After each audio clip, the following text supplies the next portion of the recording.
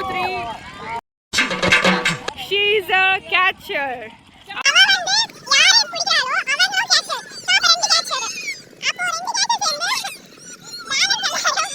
என்னங்க எனக்கு ஒண்ணுமே புரியல. அதுதானப்பா எனக்கும் புரியல. அவங்க ரெண்டு பேர் catcher.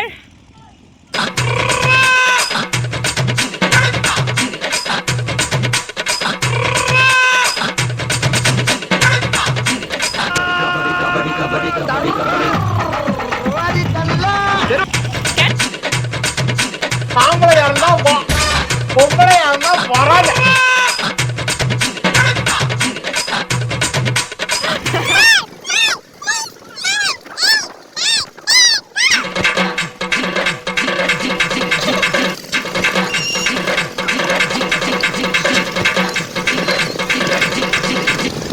முடியல guys.